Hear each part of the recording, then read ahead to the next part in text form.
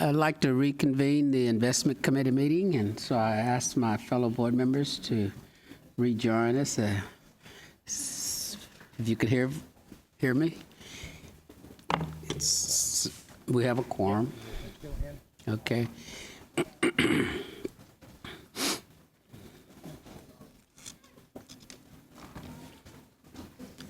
Okay, so we're back on item 6 again, and we have additional information to discuss on 6B, right? Okay, that was just one piece of 6B. Okay, proceed. Okay, Anne, take it away. Thank you very much, Ted. Anne Simpson in the Sustainable Investment Programme.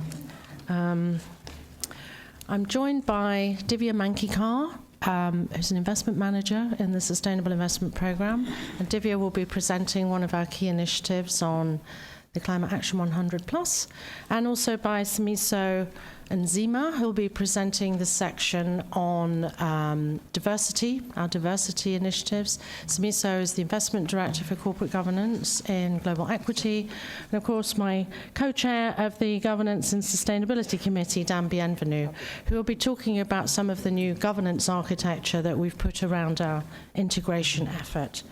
So with those introductions, Chair and board members, let me begin. This chart puts onto one page the highlights from CalPERS ESG Strategic Plan, which the board adopted some 18 months ago. This is the first time that we've given you a progress report. It's critical to note that the purpose of this plan was to say we're focusing on a number of strategic initiatives which we'll be committed to for the long term, because we've identified to our satisfaction as investment professionals that they are relevant to risk and return. And I know that issue was raised earlier, but as fiduciaries, but also as investors, we went through a very careful review of the academic literature with our Sustainable Investment Research Initiative. We reviewed our own experience and insight on investment topics, and the board decided on the 6 initiatives precisely because we see the impact across the total fund on risk and return. So the purpose of this strategic plan is to underpin our ability to pay benefits in a sustainable manner for the long term. This is not a separate topic, and if anything, this strategic plan gives us the vision for integrating these insights on risk and return into our day-to-day investment work. The other point I'd like to highlight on this chart is, unfortunately, the world does not stand still. We reviewed what was in front of us 18 months ago when the plan was adopted. However, since then, a number of issues have been brought to our door, important topics that are already included in CalPERS investment beliefs or referenced in our principles, and so staff has been rightly making a response. I also want to flag that a number of these issues we've been able to deal with through an engagement program under existing policy, but in several cases we've also will be coming back in the next item to talk to you about recommended language in the principles, because something came to our door and it wasn't entirely clear that we did have guidance in the principles, and we really want to ensure that we have clarity, and that includes important issues like Indigenous people's rights, which is something that came out of our engagement under the Dakota Access Pipeline, but also specific issues around topics like product safety, which came to our door as we began to look at issues like the opioid crisis and other matters. So my conclusion from this chart is there's a lot of red on it, and apologies for those who don't see red differently from other colours. But I think what we are aware of, and it's something that I think Wilshire highlighted in their helpful review is that we probably need a process for filtering out topics that require more work before we know what we're actually going to try and do about something. And at the moment, we tend to have everything split between what we're calling strategic, where we know what we're doing, the evidence is clear, we have a plan, and we're getting on with it, and core work, which is really the foundation of CalPERS activity on governance and sustainability, for example, through our proxy voting and corporate governance work, which Samiso and Zima leads. Let me turn to the next. I'm about to try and change slides with my phone. That would be very clever of me. Excuse me. The next slide is just to give a reminder of how CalPERS can have an impact on these topics. Many of them are complex, they're global, they're topics where we're still piecing together our understanding of the evidence. So a question, rightly, is, well, how do we make any difference at all? We know that we're a very big fund, globally one of the biggest, but also our portfolio is diversified. And that means whatever we own in the public markets, usually it's a tiny little piece. So I would just want to highlight that a foundation to all of the work that we do is our partnerships. In other words, our ability to work with other asset owners and investment managers is what enables us to be effective. And the three areas where we intend to be effective are set out in this building block chart. The top is integration, and this is where we are engaged with a process of working out how to factor in sustainability into the investment decision-making processes right across the fund. And that is no mean feat. We've made a first step, and we'll talk more about that in a moment. The other is engagement. We are co-owners of the companies in the portfolio, and we use our engagement strategy to talk to the companies as owners, as long-term owners, but also to talk to the managers, our internal managers and our external managers who hold the shares on CalPERS' behalf. And thirdly, there's a very important role for CalPERS as an advocate. The law, the regulation, both in the United States and in markets beyond, are essential to making sure that we have market safety and soundness. I think the issue of the financial crisis was referenced earlier in Wilshire's review, and the danger of drawdown. It's a polite term for the financial crisis, but that is a tremendous risk to the portfolio. And we know that this isn't something that the private sector can solve on its own. The role of regulators and policymakers is essential. And it's with that sense of partnership, again, between private sector and public sector that we proceed. And not just thinking about the United States, but thinking internationally. So, and that really just is some scene setting, a reminder of what we're focusing on, but now how we're focusing on those issues. Let me turn to this very detailed timeline. Now, what we've done on this timeline, I think, is quite interesting, because we've said the plan is a 5-year plan, and that's good. That sort of coincides with an economic cycle. But what we've accepted is that some of the outcomes that we want are going to take 20 years, 30 years. Now, that's very consistent with the thinking that goes into our asset liability modeling when we're thinking about the purpose of CalPERS, which is to pay pensions over decades. But I think it's quite rare for us to say, well, what does that mean we need to do now, next year, the year after, over a 5-year cycle? But then really we know that the results we're looking for are going to take much longer. So I think even the fact of this timeline existing shows we're really putting the investment belief, number 2, about being long-term is an advantage, but it's also a responsibility. And I think we expect to course correct as we go through this process, looking at the KPIs and whether we've achieved them. That's the key performance indicators on which we spent a good deal of time. I'm going to turn now to Dan Bienvenu, who's the Managing Investment Director of Global Equity, to talk a little bit about how we've developed internal governance architecture to help us mobilize the resources to achieve those goals. So Dan, over to you. Thanks, Ann. Dan Bienvenu, CalPERS team member. So as Ann said, obviously there's quite a bit going on, and I'm the person she's referring to with the inability to see red, so I'll take her word that there's red on there, but there's a lot going on, both that was on the strategic plan and then even more that we're pondering. So there's, a lot of strategic work and core work. And, when we call on governance for our investee companies and others, it's critical that we hold ourselves to those same standards, both, to be consistent, but also to be effective. We thought it made sense to go through our governance structures. We certainly have an org chart wherein, as Ann described, we have a very strong centralized hub of sustainable investment. And then we also have some of the core work around proxy voting and engagement happening in global equity. But it's also important to have a governance structure, and between new members of the investment committee and also the criticality of the topic, we thought it made sense to go through the governance structure.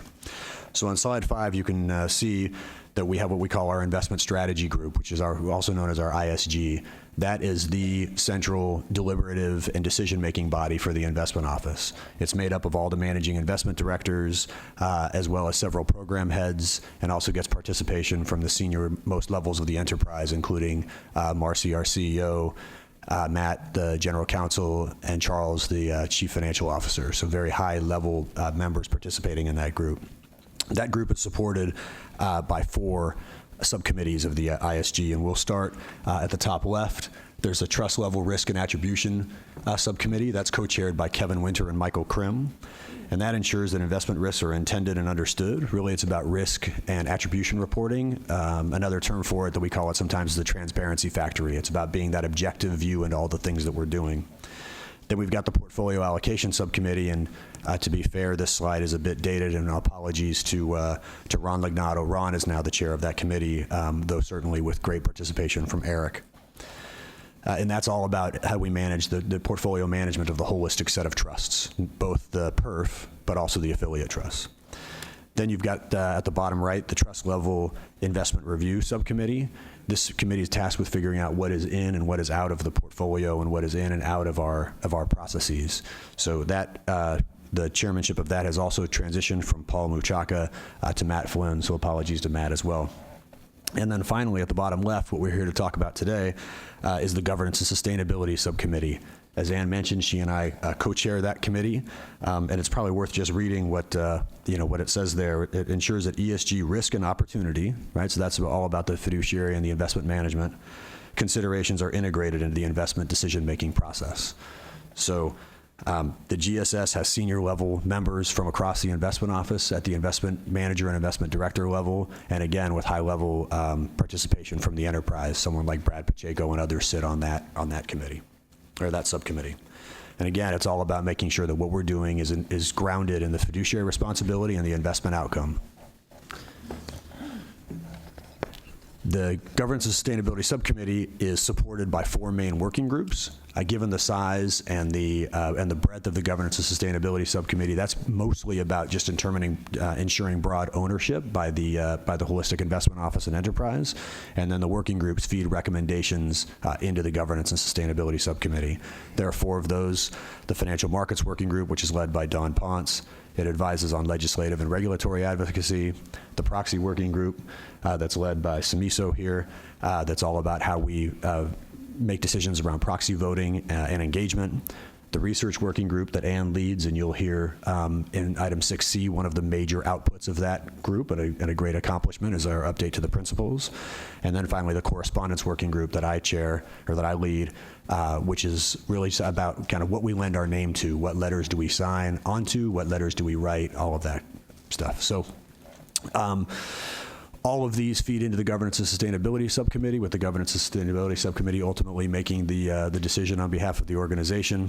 But that's kind of our governance structure, and given the criticality of it, we thought it made sense to cover that. And I know some of you have seen those slides, but we just thought it was worth going through it. So with that, I'll hand it back to Ann, unless there are any questions.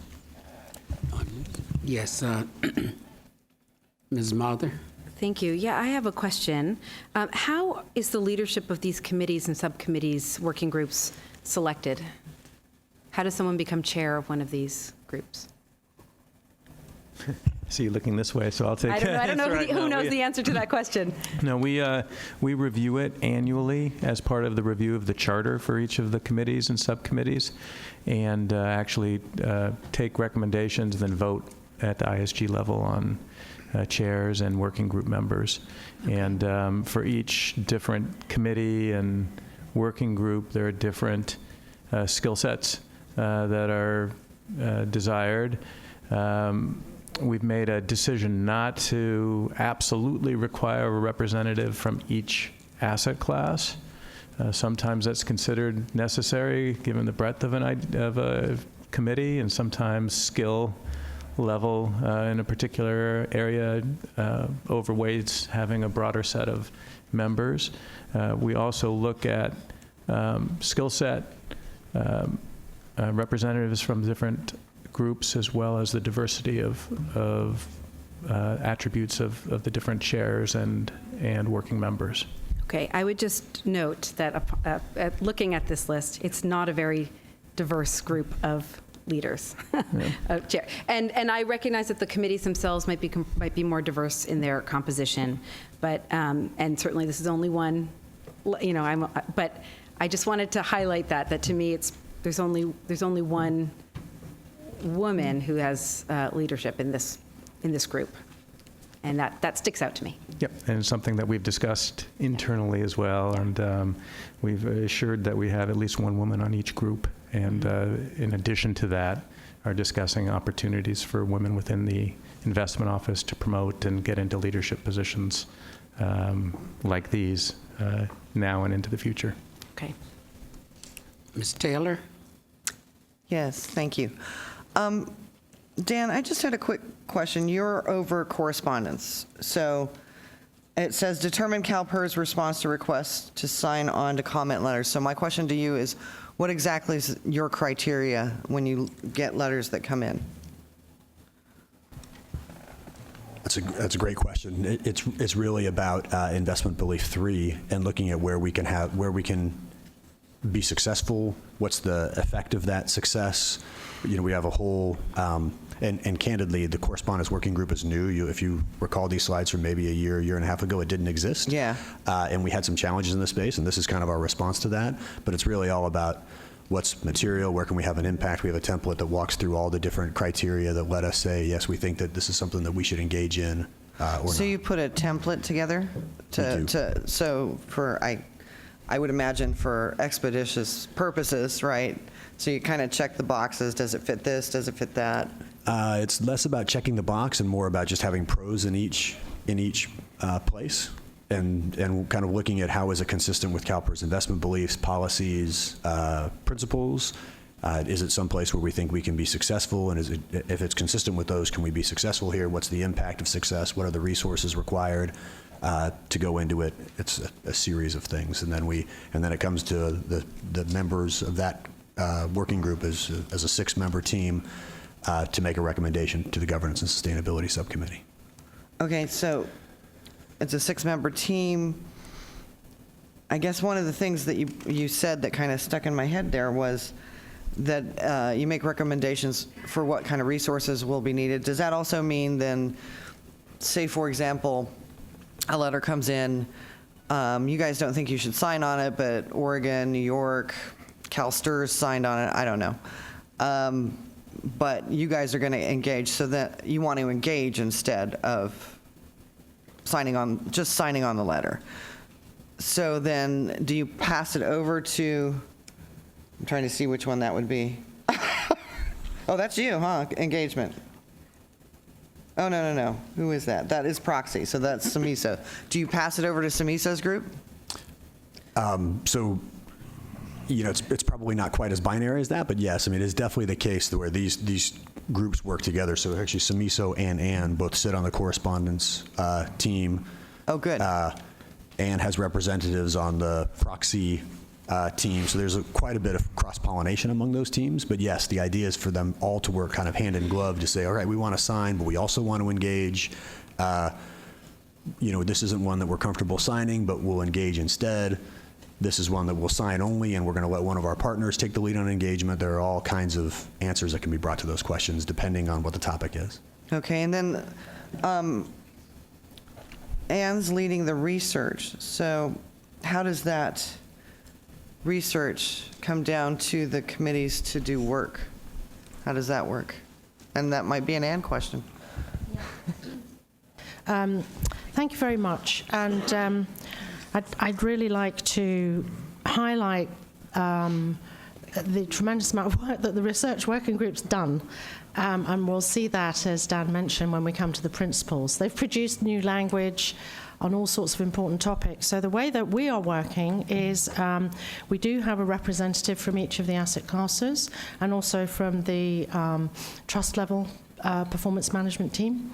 And we look at issues which have come to our door, either through stakeholders or through the board, asking a question of staff. And what we've then been able to do is look at what we have in our own academic pool of papers, the Sustainable Investment Research Initiative. That's been a very valuable resource. But we've also been able to look at how other pension funds are approaching a topic, our peers. And finally, we've been able to check in with the investment practitioner research, which isn't in the CIRI. That's just an academic body of work, so that we can actually see what's out there in the financial markets on that topic. Out of that, then we've asked for a member of that group to take the lead in drafting some language, which then the whole group, I would honestly say, has mulled on, rewritten, come back. It's been, I know the word is iterative process, but really it's almost like we're brewing something till we've actually distilled the approach that we think is going to best reflect CalPERS investment beliefs, but also is informed by the evidence. So that group has been meeting monthly and at times more often than that over the last year and a bit. And I think you'll see the results in the next item. Great, thank you both. I just wanted to make sure that I was hearing some of what I talked about earlier, was that getting out of the silos and making sure that everybody's communicating and working with each other. Yeah, I'm really glad you mentioned that, because candidly, that is one of the most critical things. And this governance is, you know, there's a lot to it. It's a challenge, but it is all about governance, cross ownership. You know, as Anne said, it's a very iterative process. It's a very collaborative process, because the key is just being a team and working together as a team to ensure that we all own these things and to not be in silos, but be across the asset classes and programs. Great, thank you. Mr. Juarez? Yeah, thank you, Chair. I wanted to follow up on Priya's question, and just wondering, in this area of ESG, if you sort of exercise the same amount of zeal in ensuring that your groups and leadership are also ethnically diverse. And so I want to get your thoughts as to whether you're having the same discussions when you talk about women, that you're also making sure that, in fact, representation, especially in this area, is made up of folks from different stripes when it comes to ethnicity. Thank you for the question. I've found over many, many years in the investment business that diversity and inclusion are essential for two reasons. One, you need the best pool of talent, and secondly, you don't want groupthink. And therefore, I have found it essential to put together diverse teams for the benefit of the project. So I don't think we've, certainly on the research group, this is a diverse team. And also, I think, as Ted mentioned, we have got a diversity and inclusion committee, which we're not reporting on here. This came to the board last month in an enterprise report. But we have got a range of work that is being undertaken to help CalPERS in the investment office really build its talent management strategy to bring diversity and inclusion into everything that we're doing.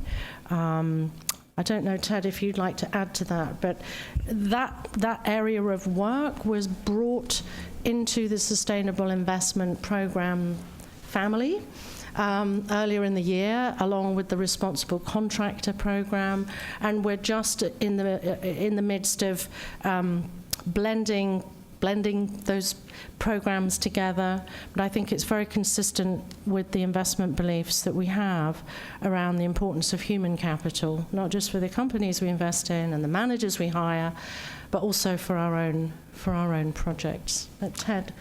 Yeah, so one area that Anne underscored is talent management. So we have a number of initiatives underway to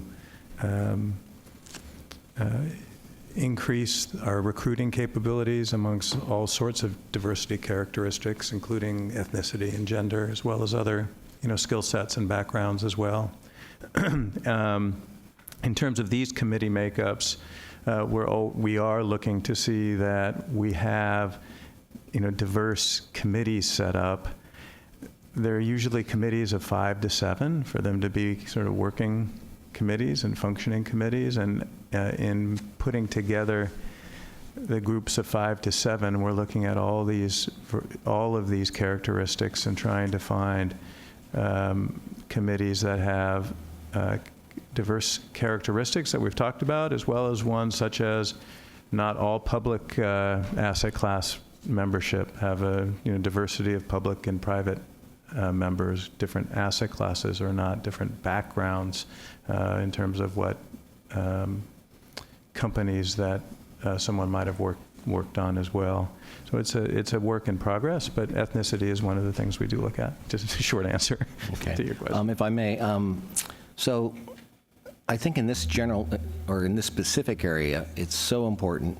As some of you may know, and maybe you don't, in November, the Treasurer sent a letter to this board requesting that we consider establishing a 30-30 goal as a standard goal for any engagement that we do where we would exercise our proxies against those who don't meet such a standard. And I think, that's still outstanding and we still have to have that discussion.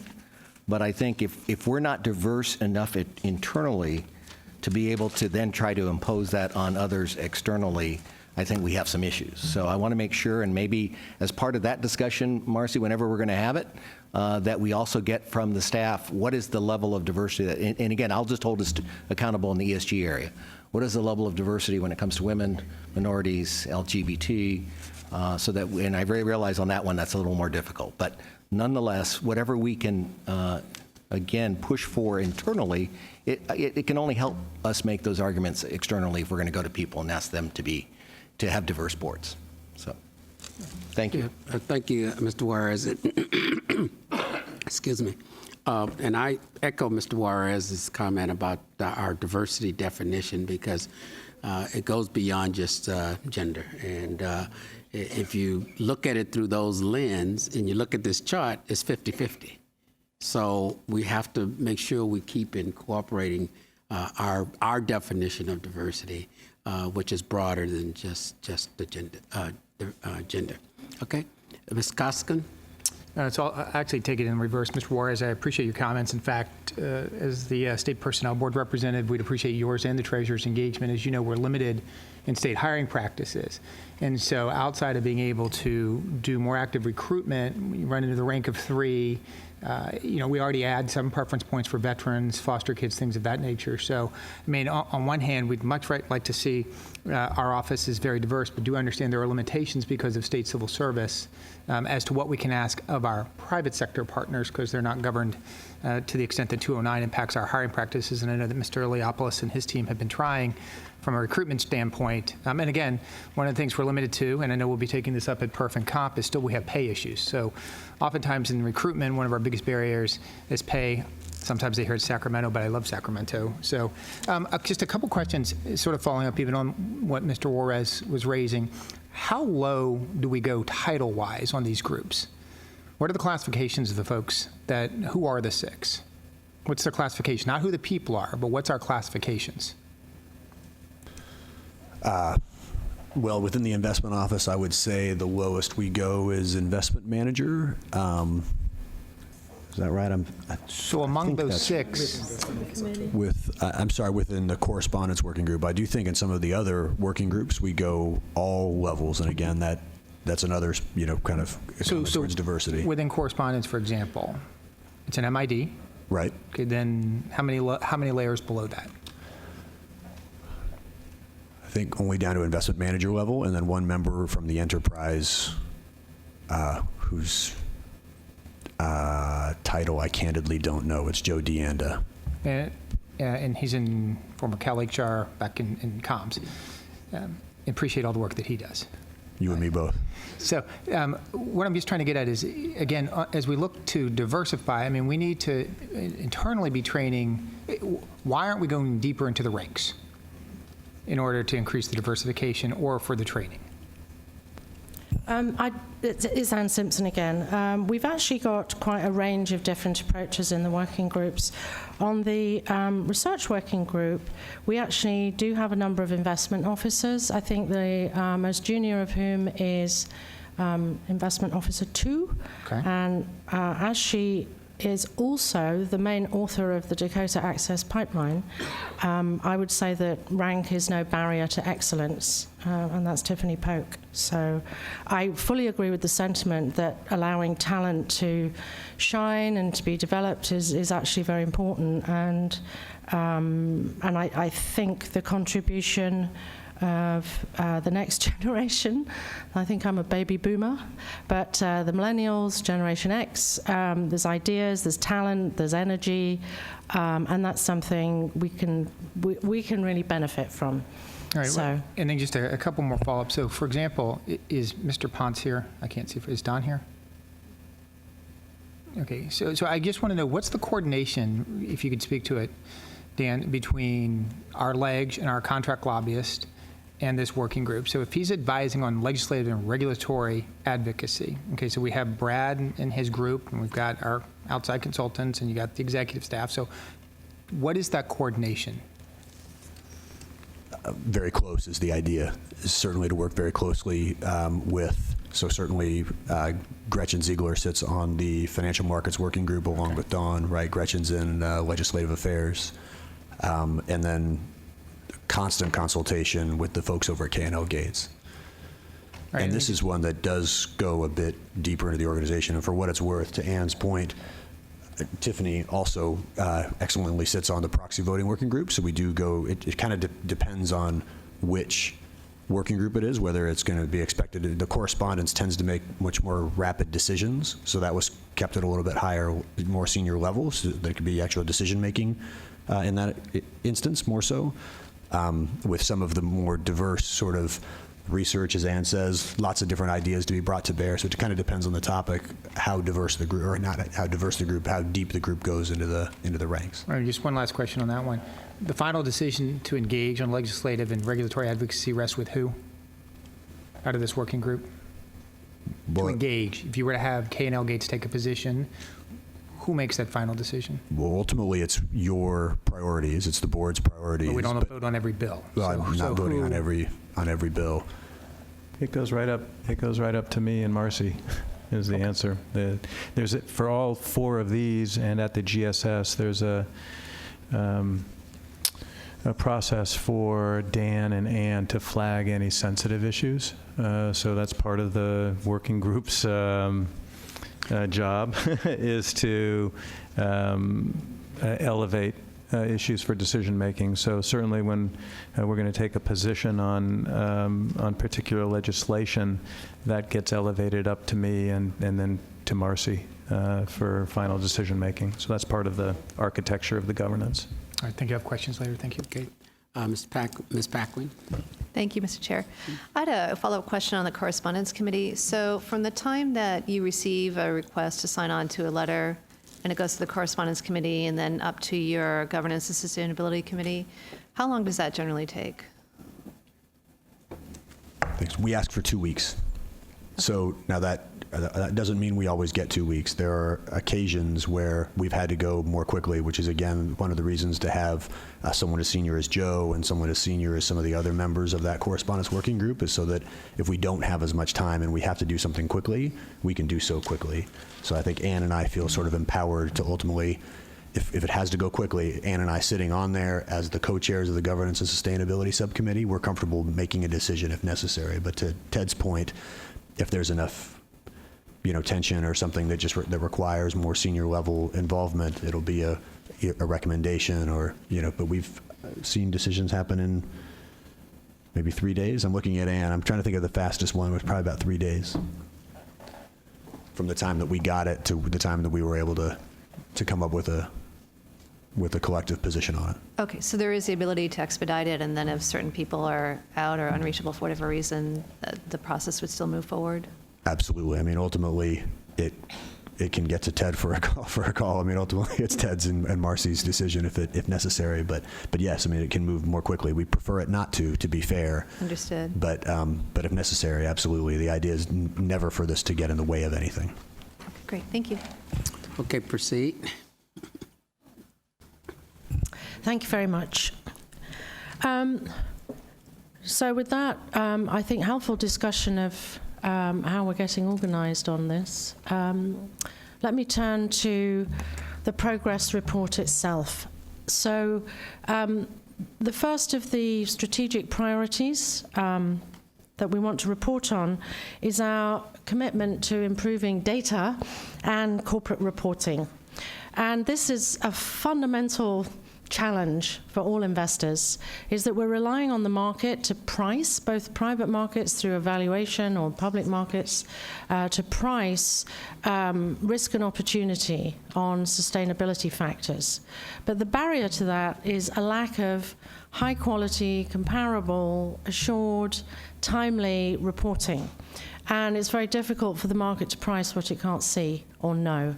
So we have developed a strategy which is about improving voluntary standards, through which we're working through the Sustainability Accounting Standards Board. And you heard from that group through Janine Gilliott when we were first building out the strategy. And that has a working group of investors, which Ted sits on. So CalPERS has been very involved both in helping to build out the voluntary standards and now working with SASB to start piloting with an initial group of 100 companies. We're not in the lead on those engagements, but we are in a supporting role, and we think it has tremendous potential. On the international front, we've been able to make progress through the standard setting, the formal accounting standard setting body, which is the International Accounting Standards Board. That's overseen by an advisory council, and we sit on that representing CII. And at our request, they have initiated a review of what they call wider reporting and identified some 400 or other different approaches in markets around the world. And I'm glad to say the advisory council has asked this now to go onto the work program. The chief executive of that body, I don't think feels they're geared up for it. They think they're overloaded. They don't have the expertise. But I think that this meeting of minds between financial and non-financial reporting is now something which is irresistible. It has to happen. It's a question of how do we do it, how do we get the resources, and how do we blend in the expertise. So I think we think that's tremendous progress. We've also worked with a group of almost 20 other pension funds led by VEBA, the General Motors Vehicle Employee Benefits Association, to build out a petition to the SEC in the United States, calling on the SEC to introduce new reporting standards. And I think the key data point there is that back in the 1970s, when the SEC last introduced a requirement on human capital management reporting, 85% of the balance sheet for the S&P 500 was in fixed assets. Fast forward to 2015, 85% of the balance sheet for that index, 85% is intangibles. So in other words, what's going on to drive value and potentially risk is not being reported. So I have to thank the chair of the SEC, Jay Clayton, who took the time to sit with us and talk about this issue in some detail.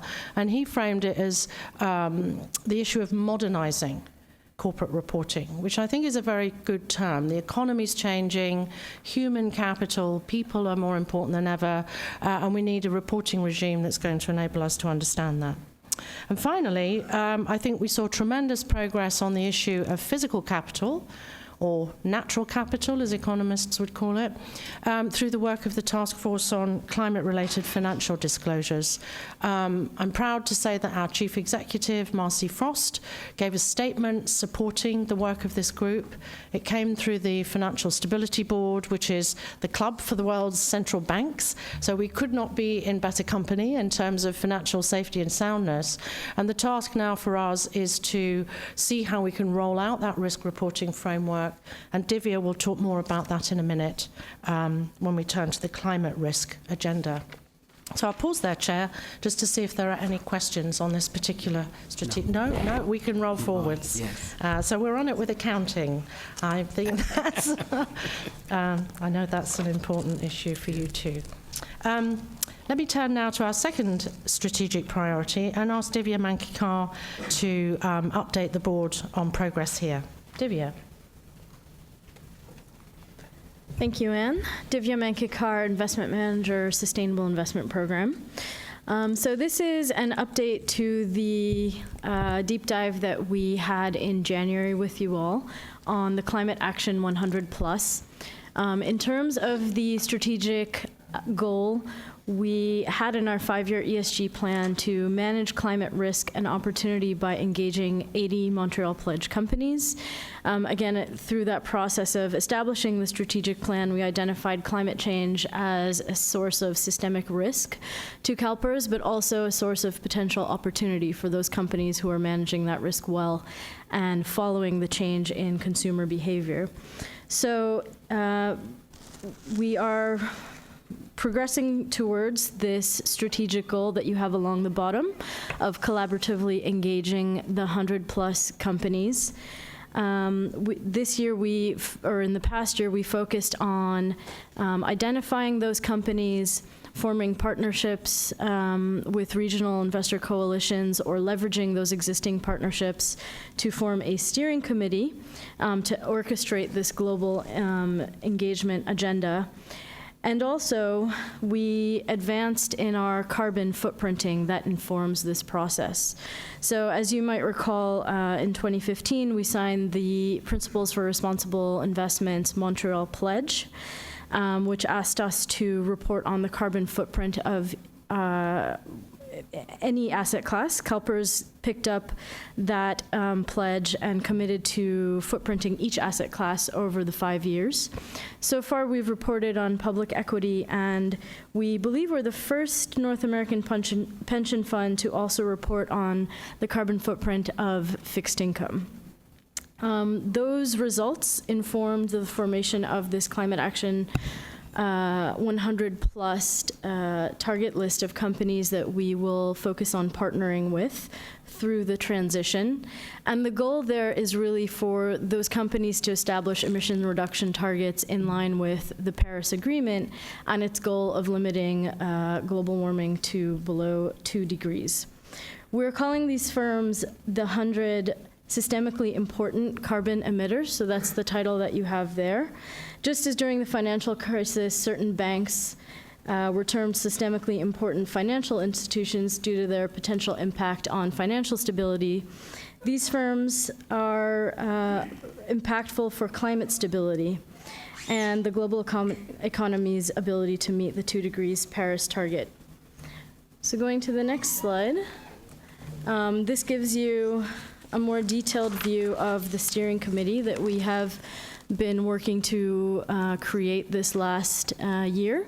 We have global representation with the PRI representing its global investor network, Ceres in North America, the Institutional Investors Group on Climate Change is in Europe, and I won't read through all of those, but we also have Asia and Australia represented. Each of these partners, has formed a working group to coordinate engagement with the list of Climate Action 100+ companies that falls within that region. And we are active in each of these working groups.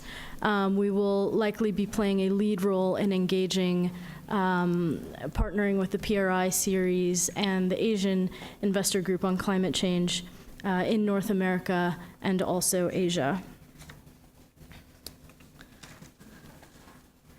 So A major milestone that we hit in this past year was launching the initiative publicly.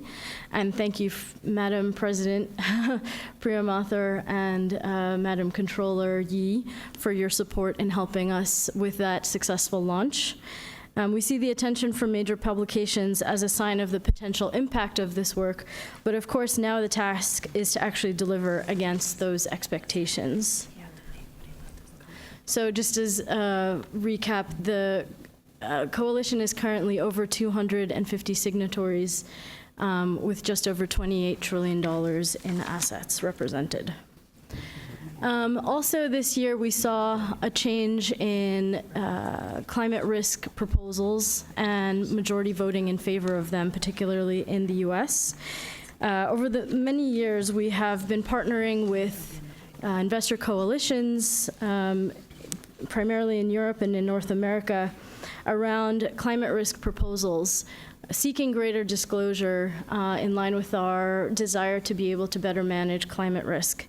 And so in the 2015 and 2016 seasons, we saw the management of BP, Shell, Rio Tinto, Anglo American, and Glencore join investors, including CalPERS, in voting in favor of this climate risk proposals.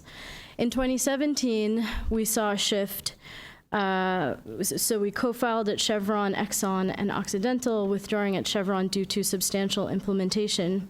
And we are happy to have built support over a number of years in those successful engagements in Europe and in North America to see now Exxon, Occidental, and PPL passing with the majority of share owner support. At each of these companies where CalPERS co-filed, we also saw greater climate-related disclosure towards the end of last year, and even a carbon reduction target at PPL.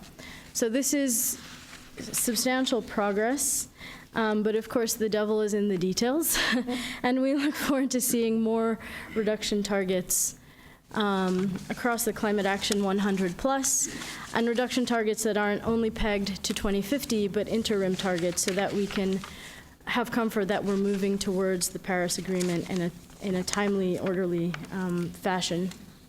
Of the companies listed here, I've already mentioned Chevron, Exxon, Occidental, PPL. I would also say in Japan, Hitachi has established a goal of a 50% emissions reduction by 2030 across its value chain and 80% by 2050. In the US, PPL's goal of 70% reduction is by 2050. And in Italy, Enel has committed to carbon neutrality by 2050.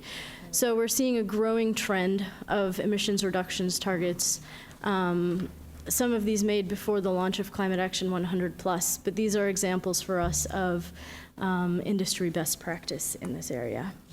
So this is encouraging progress, and we look forward to partnering with the 100 plus companies on intermediate goals, as I said.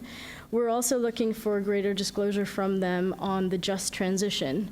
The Paris Agreement calls for, quote, taking into account the imperatives of a just transition of the workforce and the creation of decent work and quality jobs in accordance with nationally defined development priorities. Just as it's stated in our investment beliefs, physical, financial, and human capital are all important for value creation, and this is an area where we think is a case study of how they are linked. As we turn to 2018, we volunteered, as I said earlier, to serve as lead on several companies in North America and Asia, and we are also supporting the initiative through developing benchmarking research so that we can understand where all of the 100 companies are currently. Anne mentioned the Financial Stability Board's task force on climate-related financial disclosures. This forms the engagement agenda with the 100-plus companies. And just as the Financial Stability Board has asked for reporting from the companies, it's also asked for reporting from asset owners on particularly starting with the governance elements. And so the PRI is supporting asset owners in reporting according to their governance around climate change for the first time this year. So this will be our first attempt to do such reporting. It may be far from perfect, but we'll learn from doing and understand better, I think, what we're asking of companies. And we hope to see continued progress in partnering with these companies to meet the Paris goal. With that, I'll turn to my colleague, Simiso. Oh, sorry, are there questions? Yeah, questions. Ms. Marther? Thank you very much. Well, I'm a great supporter of this Climate Action 100+ initiative. I think it stands to be a really effective mechanism for driving industry-wide change globally, and that is a huge ask. And what it exemplifies to me is how working collaboratively with other significant investors, getting trillions of dollars of assets and hundreds of institutional investors behind an initiative can really make much more of an impact than our voice alone can do. So really excited about this initiative. And I know that a lot of recent activity has been around forming and this organization and getting all these parties to work together, which is no small task. But my question is about sort of how is the engagement going? Oh, is it already underway under this rubric or this structure? What are we doing around climate this year? Have we filed any proxy proposals? Are we supporting any proxy campaigns? What are we doing around climate this year, 2018? So I think I'll share the answer with the Global Equity team here as we share delivery of this strategic goal. In terms of the engagement this year, we are engaging companies, as we have in prior lead-ups to proxy season, on climate risk, and we're prioritizing those who are on the Climate Action 100+ list. But we are also helping to form engagement teams for each of the companies in North America. So making sure that there are investors with the resources to really be able to effectively deliver on this engagement agenda. Smith Onzima, Investment Director, Global Equity. In terms of the proxy filings, the proposals, we have not filed any climate risk proposal. I think we discussed this sometime, I think last year, Ann and I and the team met, and we looked at the 3 companies where we filed last year, and we decided for those that will wait until they actually produce their reports. And then the other 15 companies where we did not file last year, but we actually ran proxy solicitations, we plan to do the same thing this year in terms of running proxy solicitations and let the people who have been filing at those companies continue to file there. But we'll be happy to actually run proxy solicitations for those climate risk proposals. Okay, so we are supporting 15, you said, proposals? Is that what you, I'm sorry, maybe I didn't understand. Well, last year we supported, we ran proxy solicitations for 15. Right. I'm not sure how many, the number that is filed as of now, okay. But what we're going to do, we're going to support and run proxy solicitations for all the climate risk proposals, the 2-degree scenario climate risk proposals that will be filed this year. Okay, that are consistent with what we did last year? Yes. Okay, that's helpful. Thank you. Ms. Bakrian? Thank you, Mr. Chair. I just want to say on behalf of the controller, she is so excited about this program and the powerful partnership that you've brought together to work with these companies. It's very exciting. And I guess my question revolves around the companies last year, Chevron and Exxon and Occidental. Now that they have agreed to produce these reports, what type of engagement will you have going forward with them? I think as with any company that has begun reporting, we're taking a close look at that reporting, at its alignment with the task force's recommendation. So are they discussing governance, how the board and management have oversight? Are they talking about metrics and targets? Are they looking at their physical assets and the exposure of those assets to climate risk? And are they disclosing that to us?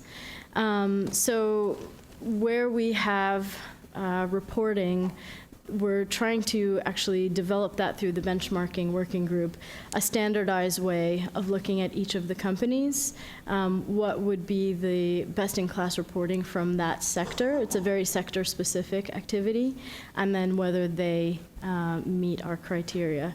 So in some cases, there's decent disclosure around governance, but maybe not a metric or a target tied to the Paris goal. In other cases, of course, there isn't any reporting related to climate risk. So it's a case-by-case sort of nuanced approach. Okay, thank you. Okay, no further questions on that item. Okay. Next.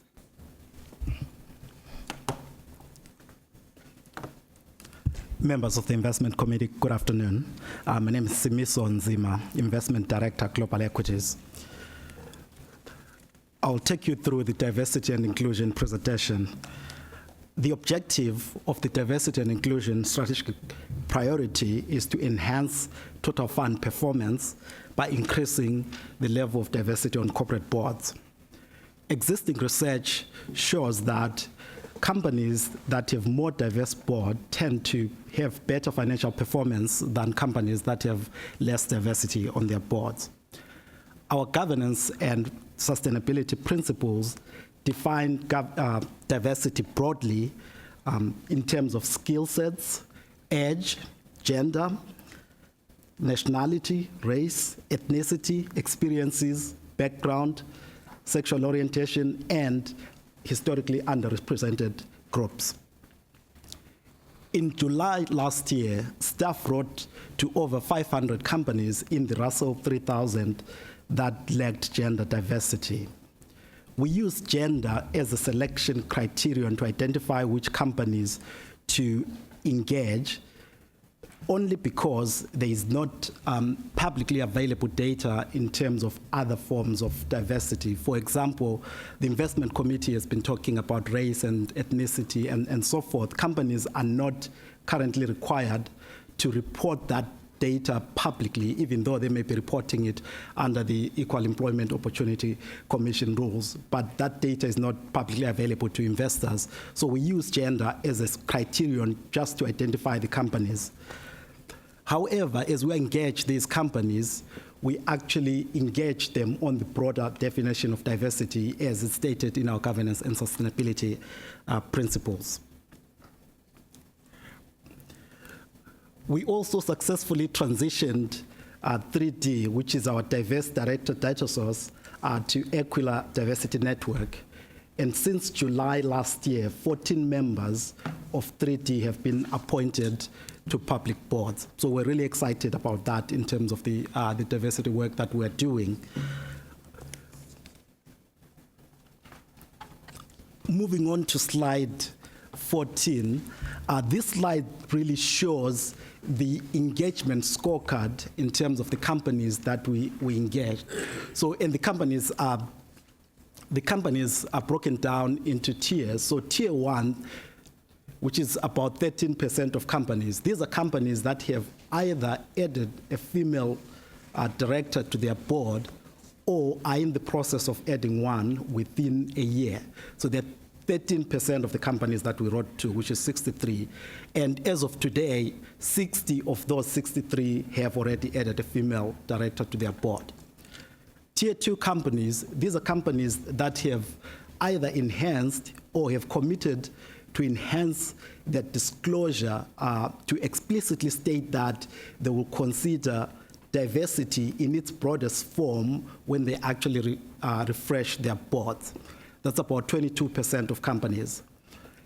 And tier 3, those are companies which really have provided what we consider to be inadequate responses. So we have received about 38% responses since we wrote this, the initial letter in July. 62% of companies which are tier 4, these are companies that have not responded to our engagement. Slide 15 really shows the level and trend of women that sit on boards of both Aquila and Russell 3000. Only 21% of available board seats at Aquila 500 and 16% at Russell 3000 companies are occupied by women.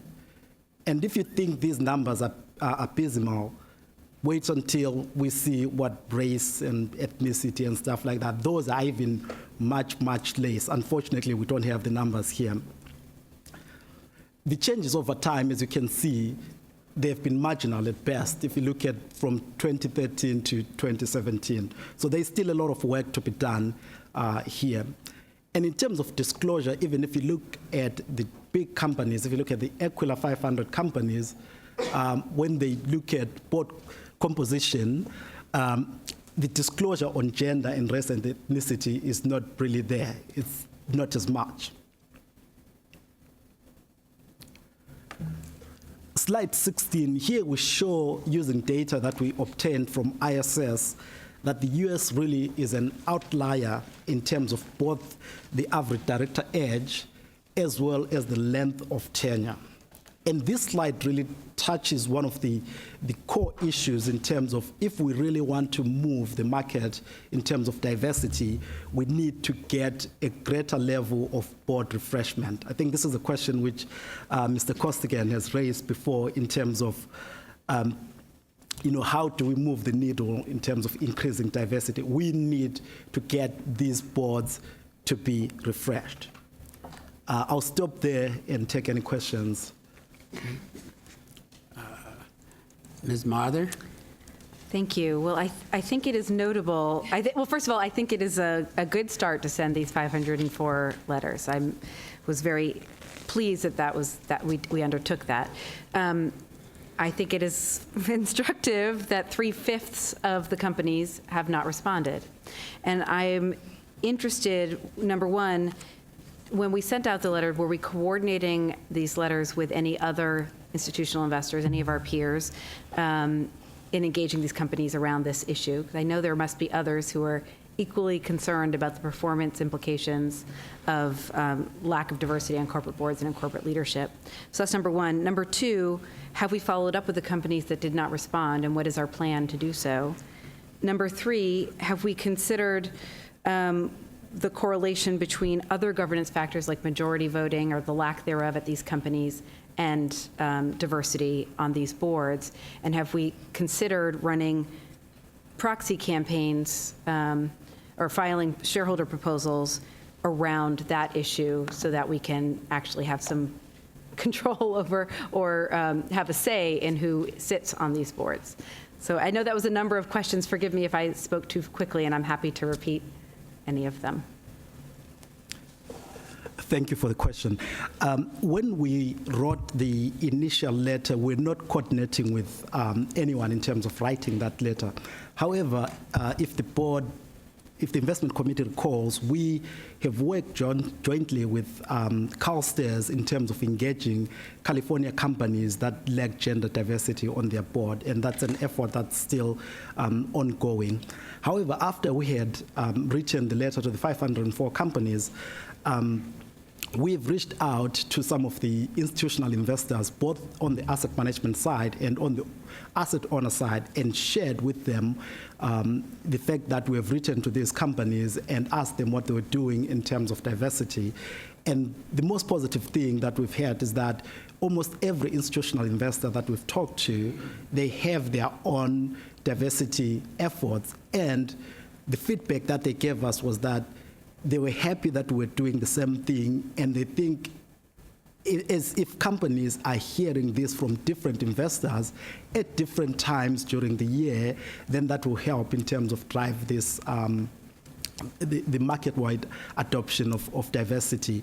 And one of the things I'm going to be doing after this investment committee is really to go back to some of the institutional investors and talk to them about some of the actions that we intend to take regarding those companies that have not responded to us. So moving on to your question number 2, in terms of the non-responders, in December last year, we wrote a second letter to companies that had not responded to our initial letter, and re-emphasizing that this is something that is important to us, and stating the fact that we will consider using the shareowner tools such as proxy voting and shareowner proposals to hold these companies accountable. As part of agenda item 6D, there is a presentation in terms of the voting enhancement. So we have already instituted a voting mechanism for 2018 where we'll be voting against board chairs, members of the nominating and governance committees, and long-tenured directors at these companies that did not respond to our letter. So we have something in place. However, even looking forward to 2019, we are considering whether to file proposals at those companies that continue not to respond to our request in terms of increasing the diversity and so forth. So we are not going to hesitate in terms of using the tools that are available to share owners to hold these companies accountable. But if there's no majority voting at these companies, then a withhold vote doesn't mean very much. Yes, yes. So the third to your third question, what we have done as part of the this analysis, we've done this. We've looked at the correlation. I think 306 of the 504 companies lack majority voting. So as part of our majority voting initiative, which is something we've been doing since 2010, we are going to be including these companies where in terms of engaging them, we're not just going to be engaging them on diversity, we'll engage them on majority vote and any other governance issues sort of that are lacking in terms of trying to move this forward. So that's something which we're already looking at, and that would lead to some of those issues where we may file shareholder proposals and try and change the governance structures of these companies. So you think it's going to be another whole year before we can file proposals at some of these companies? I think so. And the reason I say that, so the way we have sort of implemented or executed some of these initiatives, especially the market-wide initiatives, is first we telegraph what we're going to do. So I'll use the Japan Board Independence Initiative, which we started way back in 2014 as an example, just to share the sort of the template of our approach in this. So in 2014, we telegraphed the Japanese market where, most companies had at most one independent director on their board. We telegraphed then that we would expect them to move to at least 1/3 board independence at some point in the future, and we identified 2017 as the time frame to say 3 years we expect that companies should be having 1/3 board independence. At that time, even the Japanese Companies Act required just one independent director. And in 2015, we publicly supported the Japan Corporate Governance Code. And then 2016, we signed on to the Japan Stewardship Code. So again, engaging more people in terms of the market and respecting the market norms. And then in 2017, we changed our voting practice related to Japan companies to actually vote against companies where they didn't have at least 1/3 majority board independence. And we communicated that to the market, we communicated that to the Japan Financial Services Agency, which is the regulator which oversees banking, securities and exchange, and insurance companies in Japan. So this is something now, again, going really full steam on with this. And we voted against directors at 864 companies out of 1,200 companies in the Japan Stock Exchange in 2017. And I'm glad to say last week, the FSA, which is the Financial Services Agency, came out with a draft revision of the Japan Corporate Governance Code, where they are now calling for a 1/3 minimum board independence threshold for Japanese companies. So if you look at that timeline from 2014 to 2018, it took a while, and these things can be slow moving and they take a while. And this is sort of the same template we are using with diversity. This year, we're going to vote against those companies that haven't responded to us. We expect that before the end of this year, we'll take a position, whether it's on filing shareholder proposals, and communicate that position to the entire market, and communicate that it's not just gender. We're looking at the broad definition of diversity. So that's the approach that we're going to use in this initiative. So I totally understand that some of these things we don't it doesn't materialize all in one year, and it requires a multi-pronged and multi-stage effort.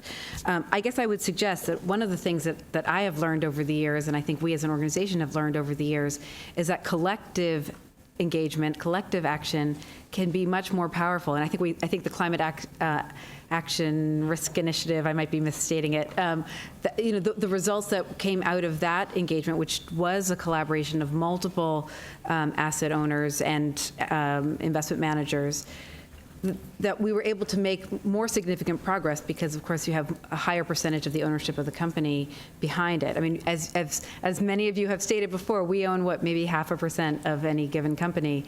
So if we want to be more impactful, leverage our impact and our efforts, it seems like collaboration is might be an effective strategy. So I would just suggest that we consider that as we move forward. I think as we get to the point of filing proposals, that is absolutely the expectation, right? Is that when we start with a letter, and as somebody so said, and discussing with some of the asset managers and owners, we thought it made sense to do our own letter. However, when we get to a point of proposals, we will absolutely be looking to get others on board with us, both the owner community, but then especially the management community, because that's where, and a number of those managers have been very vocal about this. Larry Fink and BlackRock's SSGA, Vanguard, a number have been very vocal about this being an important issue for them. So we, as somebody so said, as we work our way through, we want to make sure we maintain trust and we work collaboratively with the company at first, but then in the absence of that, then we come back with something with more teeth. Mm-hmm. Okay. Well, that is also some. Oh, sorry. Go ahead, please. I was going to say, and to add to what Dennis said, I think we've already started talking about that. I think Ann and I and a few others, I think 3 weeks or so ago, we're talking about how are we going to engage these companies on a collaborative basis, and we're going to use the Climate Action 100 Coalition as sort of a template again in terms of looking at that. So that's something which we're already thinking about, but we're thinking about it as something for the next proxy season and not something for this proxy season. Well, I'm glad to hear that you're thinking about it now, because these things can take a little while to come together. So thank you. Mr. Juarez? Thank you, Chair. Want to see if I could just have you take me back to, I guess it's slide 14, where we talk about the 504 businesses that we're engaging. I assume those are letters that went to those businesses. 62% of those businesses did not respond at all, so we don't know. And we were just asking about gender diversity at this point? No, we're asking about all forms of diversity. We mentioned in the letter that the selection criterion was gender because that was the only way for us to identify some of these companies, but we're talking about all forms of diversity. The KPI under this initiative really says a form of diversity, and I think it's something which, as the investment office, as the governance and sustainability subcommittee, we need to look at that definition and make sure that it aligns with our governance and sustainability principles, which is a broader definition of diversity. And so the responses we're getting back, while it's not indicative here, would be broader than just the number of women that they've either added or that they're considering. This is broader in the sense when we get a response back, it's here's what we're doing to make sure that we have a diverse, ethnically diverse board or a talent-based diverse board, whatever terms of ethnicity, it's beyond just gender. That is correct. And that we've asked companies to actually publicly disclose that commitment in terms of their governance documents to put in there that they'll consider diversity in its broader terms when they refresh the boards. Okay. Yeah. And going to, I think Ms. Mather may have asked this question, but I want to make sure I understand it. Are we going back to those 504 companies to now, especially in particular the 315 companies that did not respond, and see if we can get further information as to what they're doing or find out why they didn't respond? I mean, what is our thought about how do we generate a better response rate from this collective group? So we wrote a second letter in December last year to the 315 companies that had not responded, and we're going to be withholding votes, like I said, from the board chairs, from the members of the nominating and governance committee, and from all long-tenured directors who sit on those boards. And that's what we told them, that we would withhold our votes for those until we got a response? Is that what We told them that their response will determine how we cast our votes at the 2018. So let's say they don't respond again at all. Is it likely to lead for us to use our proxy to vote against the governance and nominations committees? We will vote against them, but we'll also write a letter to explain why we voted against that as part of the, our engagement with the company. So I think at its highest level, we started with a more friendly letter, right, saying we want to understand what your practices are. When we didn't hear back, the December letter was we're going to allow a lack of response or what we hear to inform our voting practices. Candidly, as Samiso mentioned in item 6D, we're going to go through those voting practices. We didn't want to get ahead of the committee, the investment committee, and tell them exactly what we were going to do, because we want to make sure that we feel pretty comfortable that this committee will be supportive of that expected voting practice, but we want to walk through that voting practice with this committee so we can hear any concerns. Assuming this committee's comfort with that voting practice, then this proxy season we will be voting in that way, and then gradually escalating our response to the questions Ms. Mather asked about filing proposals, around potentially asking for other ways to get access at this. Okay. The last thing I'll say about this is I was taken with the person who from the Marin Pension Board who testified previously on item 6B.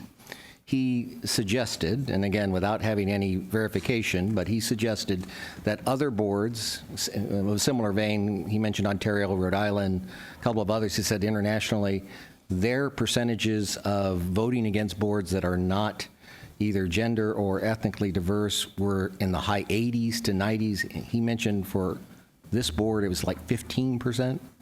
And so I think if those figures are anywhere close to being accurate, I think as you come back to us, we need to know the context sort of more broadly as to where do we stand relative to those other types of exemplars, if you will, in terms of our activity, because there must be something about what they're either saying or doing that would suggest that they're taking a much more, I think, a stern or proactive stance than we seem to be taking with regard to this issue. Now, again, I can't speak to the veracity of his numbers, but it seem way out of whack with what we're doing. Thank you for that point. What the public speaker was referring to was not the diversity of votes. That was on executive compensation. The numbers voting that we're against them talking on about executive is compensation yes. where they were out of whack. Yes. In that regard. Yeah. I would still be curious, though, if we could come back to us, if we know what other boards do relative to this issue, if that's public knowledge, maybe it goes to Ms. Mather's point about working with others who may be a little bit ahead of the curve, and to the extent that we're not, it may be worthwhile to know what they're doing, and maybe we can join their efforts to get at this. I know I was at the CII last week, and the deputy treasurer from Rhode Island said that they've been very active in just casting no votes, because they do adhere to a 30% principle. So I'd just be curious where we stand relative to states like Rhode Island and any other pension funds that do this type of activity.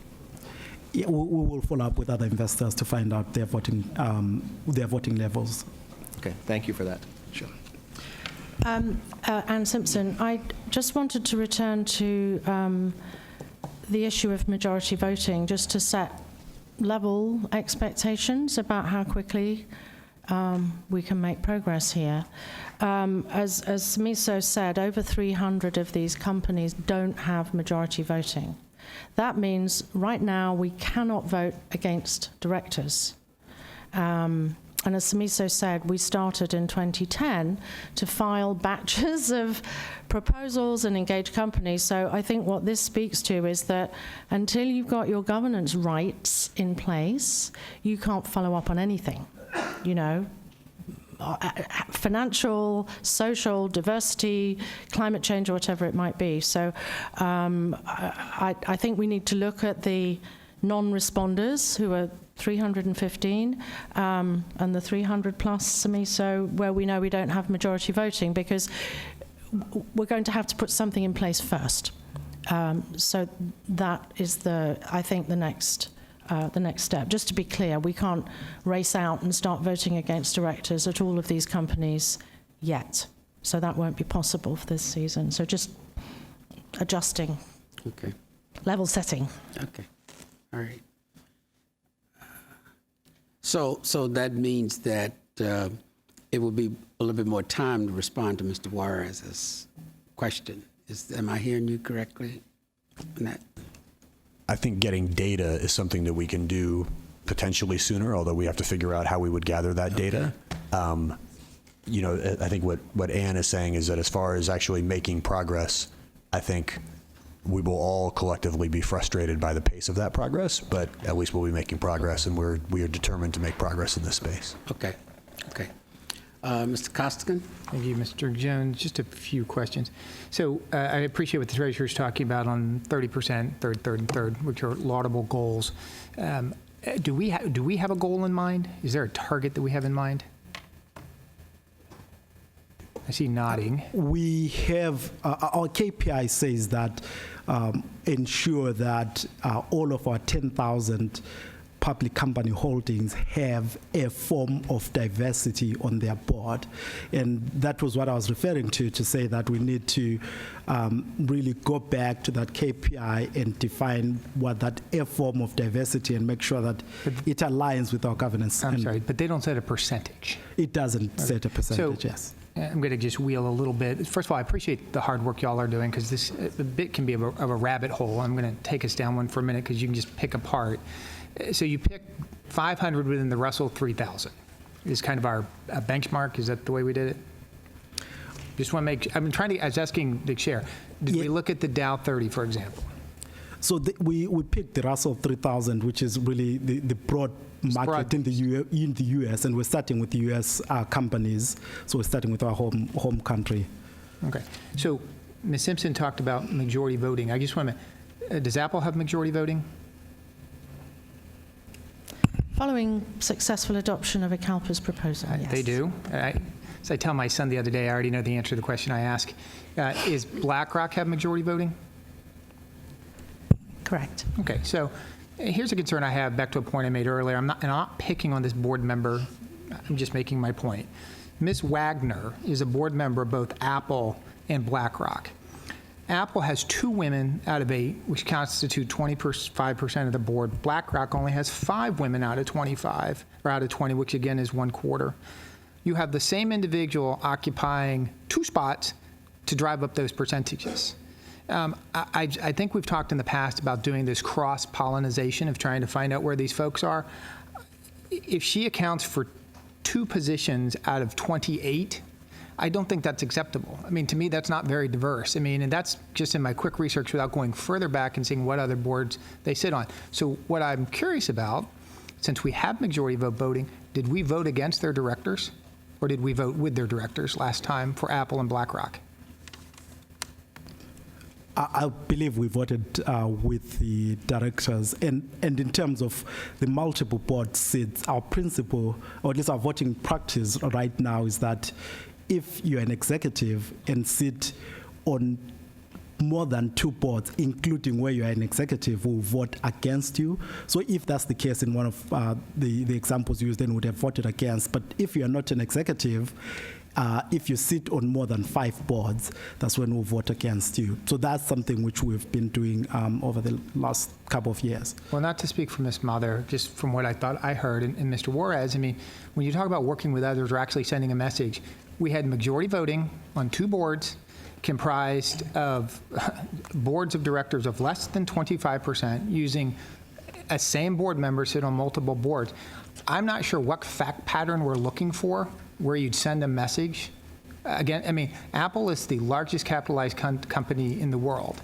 I find it unacceptable that 2 of their 8 board members are women. I mean, and then we haven't even broken down the gender inclusion or other diversity issues. But again, when you start, and the same thing with BlackRock, 5 out of 20 for 25%.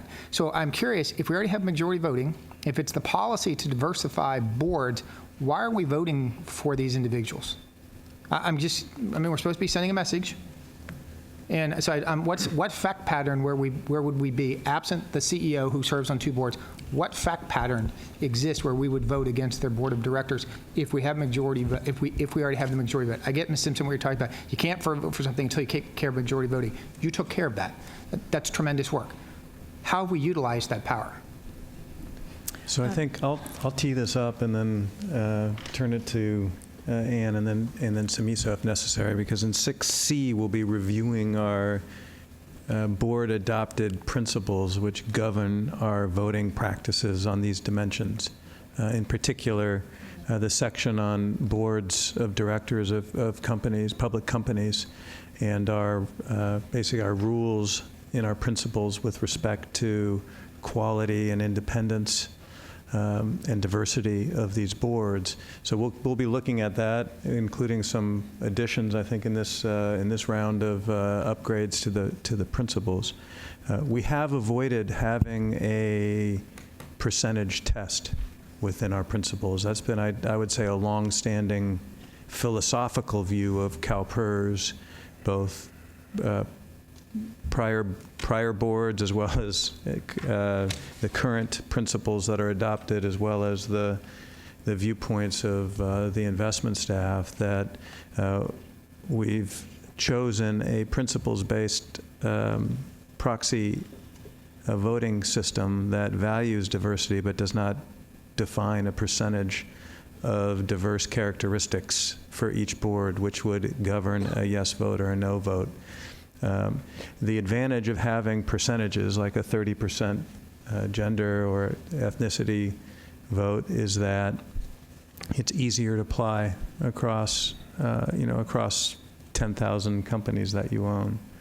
On the other hand, it doesn't necessarily speak to all the dimensions of diversity that we have in our principles system, and we don't have currently all of the data that would allow the voting of according to those dimensions. But I think that's a healthy discussion to have during the principles item, and your questions are very fair in terms of, well, without a strict percentage application, how do you go about assessing the quality and independence and diversity of a board? And at the end of the day, under our principles approach, it's a judgment call. And I agree. I'm also, back to the earlier point, I'm not necessarily into percentages. The fact is, if you're going to diversify boards, you have to open up more seats. And when on simple research, 2 large companies have the same person serving, we don't even have to talk about percentages. We can talk about adding more people. It's about the ability of addition, not subtraction. And right now, at least those companies, it's subtracting the opportunity for other people to serve. Thank you. Okay.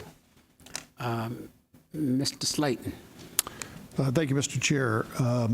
For a while, you had up on the screen there page 16 of 28, which was the trends. And speaking of one of at least 2 board members who have passed their 7th decade, particularly the issue of age versus tenure. And I know we have, and maybe we'll get into this in the next section, I don't have any problem with focusing on tenure. I am concerned about focusing on age as a specific criteria. I don't think the shareholders of Berkshire Hathaway are chomping at the bit to have Warren Buffett at age 87 step aside. So I just want to raise that issue and make sure that we're not trying to go down a path that says if you've reached a certain age, you can't be effective and effectively adding another element of diversity, which is long experience. Ann Simpson, thank you very much for raising that. You'll recall when we were doing the big overhaul of the principles a little while back, we had a very thorough discussion about this question about board refreshment, how a board's going to stay fresh. And I think there was a very thoughtful debate in which we decided that the issue was tenure. And there is no reference in our principles to age. Okay. You know, at what point, which day, does somebody stop bringing value, or does somebody have... Sometimes boards want to keep people for experience. What we're keen to do is make sure that we are, as Mr. Costigan said, opening up opportunity. So there's question about boards with very long tenure. And also, I think, to be fair, the other thing that we've seen, and you'll remember from the research that Todd Matley showed us at that occasion, retirement ages are being abolished or getting higher and higher and higher. Now, that in part is in sync with longevity. People are living longer, and you'd expect that to happen. But the worry for us is that you've got this snail's pace of change on board diversity. So if we don't do something here, we're not going to open up seats. But we deliberately did not put an age limit. Okay. On the other hand, what we don't want to do is go down, if you look at the lower left of that graph, Russia. You know, I'm not sure that's the model that we would want to seek. So got to be careful what you wish for. Thank you. Yes, thank you. That completes the questions on that. Okay, so we'll hand it back to Anne. As you recall, we went through, just to recap really quickly, data and corporate reporting was the first strategic initiative, then the Montreal Pledge engagements, then diversity, and now Anne will take us through the next three. Yes. We've covered 3 of the 6 strategic priorities, so thank you, Dan. And thank you also for getting us to the right slide. So we're on slide 17. So this strategic priority is all about how do we get this done. This goal to have integration of the relevant environmental, social, and governance factors, what we're calling sustainable investment, right across the fund. And it's important to say that this objective is actually rolled up into the enterprise strategic plan, which is, I think, a sign of how very seriously CalPERS takes this work.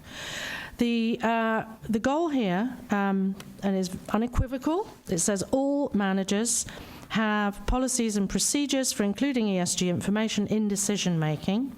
Furthermore, that asset classes establishment and implement documented procedures for due diligence, contracting, and monitoring activities. In other words, right through the life cycle of appointing a manager. I think it's very important that we've chosen to include internal as well as external managers, and each asset class was given the task of developing their own sustainable investment practice guidelines. Now, rather than trying to pull something off a shelf and roll it out across the whole fund, we realized we actually had to build this. We couldn't buy something off the peg. And that's important because the asset classes are have very different strategies, their use of external managers, the type of investment vehicles into which they deploy capital. It really meant that each asset class had to craft its own approach. And you'll remember last year that each of the asset classes came forward to present to you the results of their pilot. So there was a period of time developing these sustainable investment practice guidelines based on a lot of surveying and inquiry with external managers and also with our peers. Then there was a pilot phase and there was some fine-tuning, and I'm glad to say that these sustainable investment practice guidelines, the SIPGAs, I don't know how we say that acronym, but you can find each asset class's approach set out now on the CalPERS website. So I think that's very important to Samiso's point about how we communicate to the market. This is no longer some mysterious backroom exercise. We've actually put all of this into the public domain. And I'm happy to answer any questions if that's helpful. Ms. Martha. Thank you. Well, I think this is a hugely important initiative and component of our work, for both internally facing and with our external managers. A couple of questions. One is sort of what is next, and then the other is how are we sort of gleaning the best practices from our peers and from the industry. I mean, this is obviously a moving target, still in evolution at most asset owners that I know. And so how are we continuing to refine and upgrade these practice guidelines and sort of the underlying infrastructure? And then finally, to what degree are these practice guidelines embedded in compensation as well? And I don't know if that's a question for you, it might not be, but how are these manager expectations embedded in the compensation structure, both with internal and external managers? I think I can take the first two, and maybe I can ask Ted to take the final question about how it's included in performance plans. Gleaning best practices, it's essential. I'm not even sure we have best. I think we have emerging practices, and we find it extremely helpful to talk with other large asset owners globally. I think you'll see in the back that we've listed out our partnerships, and we have many networks which enable us to meet with and talk to and compare notes with other asset owners like ourselves. But we have a very special group called the Global Peer Exchange, which is around a dozen of the largest global asset owners who are pioneers in this field, to whom we look to with admiration and respect, who are often there solving problems alongside us or being innovative and giving us insights into how we can do a better job. So I think we two things for us. One is humility.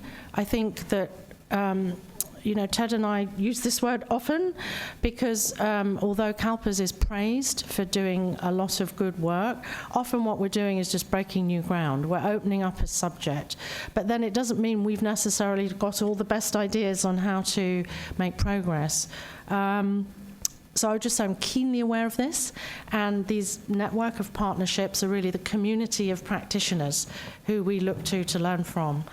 On the second question about assessing progress, you'll recall a little while back there was an idea that in the Chief Operating Investment Officer shop there was an investment manager expectations program, and the idea we thought would be to have a third party which could look right across the fund and do, if you like, some calibration, and also be a place where we could start to look at best practices, common standards, where did we need to be different, was it for the right reason, and give us some internal check and balance, because obviously if the asset classes and ourselves as sustainable investment, we're developing ideas, well, hopefully we think they're good ideas, but really we want to try and get some third-party view. Now, that program is busy with our emerging manager projects and a lot of other work, so we're just in the middle of some discussions about what's the best way to resource that. We want to be able to draw on the expertise of the investment managers and investment directors and officers in each of the asset classes, but we also know we're going to have to start thinking about standards appropriately tailored for the different investment strategies at work, and also think about, I think the ultimate question is going to be around attribution, which we don't have on our work plan at the moment, but ultimately we want to be able to answer the question, hand on heart, did this make a difference? Did this process of including sustainability factors keep you out of trouble? Was it good for risk management? Or did it help you find new opportunities which were good for value to the fund? And that's both at the individual investment level, but also we have to be able to look at the total fund as well. So we haven't even begun to look at that second piece, but I think that's ultimately where all this needs to go. But Ted, please correct me if I'm wrong on the attribution bit. It's the holy grail on this one. This is going to take time. It's a iterative 5-year plan. I think the key piece will be communication, review. I do think having an independent, group within the investment office, looking across the asset classes to glean best practices and encourage that type of learning and communication will be helpful, as well as having substantially fewer external managers within our universe allows us to have have a deeper understanding and review. So a lot of the different initiatives that we have underway work together, and this is one way that works with that. So I think it'll take time. I think the partnerships that Ann alluded to at the beginning is also an important learning opportunity. So the strategic partnerships that we have are vital. I just got back from PPI. Spent quite a bit of time with the New Zealand and PGGM funds, talking through with them what their approaches are. So collaboration with other partners, internal collaboration, and iterative review over the course of this 5 years. I think at the end of the 5th year, and having this discussion continuously through then will get us to a better spot 5 years from now, at least in terms of understanding, than where we are today. So just a follow-up question, if I might. So do we have each asset class head, MID, or someone within each asset class in communication with the, I mean, obviously there's probably centralized in some way through the sustainability group, but how do we ensure that that information gets disseminated and maybe even adopted within each asset class? Which information? I guess I mean sort of the best practices around or the new emerging or leading practices around manager expectations and how to embed sustainable investment practices internally. Well, internally, these governance groups that we spent time reviewing is a good place for that review, as well as our management committee as well, and the intention is for our IMAP team, our investment manager evaluation program team, to formalize that review across both our external and internal managers over time. That's on their 5-year work plan to institute that ecosystem, we call it internally. I think we have work to do on our external partnerships to do a better job of both assigning a more diverse team of investment office members to attend those events. Yeah. And in this case, the diverse part, I mean in terms of our asset class investment professionals, have them spend more time and perhaps join working groups so they can come into contact more regularly with some of the other funds and some of the other practitioners in the ESG world. So that's a to-do item. I think we can do more, and our intention is over the course of the next few years to assign more and more of our investment staff to some of those external groups to take the advantage of those learning opportunities. Well, I do think that would be really useful and would help advance the integration internally. So thank you for that. And then the last piece is on the plans, on the compensation. In the qualitative section of the compensation plans, it varies by level. So mine, is fairly high level. Implement the CalPERS strategic plan, and then at the MID level and ID level and IM level and AM level, there's increasing levels of specificity tied to these ESG goals. So where an IM or an AIM, an associate investment manager, has a particular item that they're responsible for, it goes to that level of specificity. Ms. Hollinger? Yeah, thank you. I really appreciate this. I had a question. I know traditional accounting, when we examine a company, always tells us about the history. But ESG, we're investors in the future. And so what's happening from an accounting perspective? Because it seems that, can you just kind of give me an update where, because that whole area is under construction, where we can get some standardized reporting where these risks are reflected in, the accounting statements? Thank you. It's an excellent question. It's sort of, how do we report on the future? It hasn't happened yet. But given that we're long-term, everything hasn't happened yet. And we can't, as every regulator's warning tells you, the past is no guide to the future. And all of these issues reflect that.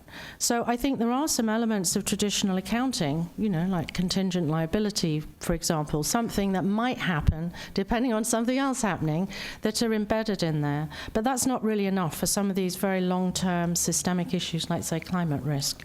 So I think this is why the work of the task force on climate-related financial disclosure that Divya mentioned is so important, because what they've done is borrow from the regulator's toolkit. Now, we know during the financial crisis, this whole concept of stress testing was really brought forward for financial institutions, and it was enabling regulators to do a big sort of what if this happened, how vulnerable are you, and also to vary some of the assumptions about how hard something could hit you, at what speed, and how resilient, and what sort of knock-on effect to other companies. So I do feel that the Financial Stability Board, when it set up this task force, came to it with that mindset. Systemic risk regulators like central banks, this is absolutely their day job, to think about safety and soundness on a what if. And therefore, in their recommendations for risk reporting, they're asking companies to put forward scenarios. What if? And including one of the scenarios to be the goals in the Paris Agreement. So the Paris Agreement says we can more or less make it through if global warming, post-industrial, sticks to around 2 degrees Celsius, 2 degrees centigrade. If we start wandering above that and it gets hotter, you're going to have all kinds of impacts on the physical environment that are going to make life extremely difficult, not just for investors. So what we're seeing with companies with this scenarios, this forward-looking analysis, in the United States, real worry about litigation. Because scenarios, their fear is, I think, from companies, is that the fear is that you're going to put things into the public domain on which litigation could then be spun. It's a different litigation environment in Europe, so I think you're seeing companies making more progress there, more comfortable, because I think that there is far more of a safe harbour for that type of information. So I'm glad to say that SASB, who we mentioned earlier, is actually commissioning some work on this fear of litigation. Is that the inhibiting factor that's preventing the forward-looking analysis and modelling that we want? Or is it a question of where does the information come? Because if it comes into the MD&A, you've got some safe harbour provision there about, commentary on future possibilities. So I think this really speaks to the importance of CalPERS having a voice, and also sitting there to learn with the accounting standards setting bodies. So through Lou Zahorak in Global Fixed Income, we have been sitting on FASAC in the United States, and as I mentioned, we do have a spot for CII on IFRS. But this is definitely something on corporate reporting that we need to get. We need to go deeper on, because we aren't calling for just more. It's not just a question of quantity of data pouring out. It's actually the quality and the connection to the financial reports. So I hope that's helpful. But it's an important issue, but it's a complicated one. Okay. Yeah, the only thing I would add to that is just exactly to Anne's point on strategic initiative number 1 is all about that, consistent, comparable, cross-sectional, so that we can actually do that. I mean, our hope would be that just the way that FASB was brand new, decades ago, that decades hence, these kinds of topics will be, because what's impactful for one industry is very different from another, and that it's as broad as possible, but as comparable, so that as investors, we can make those decisions about what are the risks, what are the opportunities, and how is this company navigating those for the investment outcome. Okay, no further questions on that? Are you finished, Anne? Got one more item. Yeah, okay. No. 2 more. It's a lot. Thank you for your patience. The 5th strategic initiative is research. And this really reflects, again, our fiduciary obligations to be prudent. So making sure that we are using our insight from our practitioner position and also understanding evidence as it emerges is extremely important. So under this strategic plan, the first task that we had was to refresh the Sustainable Investment Research Initiative and include some new topics, chiefly on this occasion diversity and also papers around income inequality. And we had over 1,000 new papers put in to that library, and it is available on the CalPERS website. So the beauty now is that you can go in and search for papers by topic, by keywords, and I think this has been a tremendous resource. I will also mention and perhaps hand to Dan for details if there are questions. There was a commitment by Global Equity to explore new strategies in this arena, which Dan has been leading in Global Equity, and that work is in full swing. Finally, we do have some more topics to explore, which we're tackling in an orderly manner through the research working group, which Dan talked about as one of the working groups attached to the global, the Governance and Sustainability Subcommittee to the ISG. So I think I'll leave that there. Are there any questions? No questions. Very good. The final strategic priority is on the theme of alignment of interest. And in the investment beliefs, there's an important statement that costs matter. And these costs eat away incrementally at the returns that CalPERS can make. And costs in private equity have been understood to be high. But the question of disclosure, of course, is the first step to understanding what's driving that.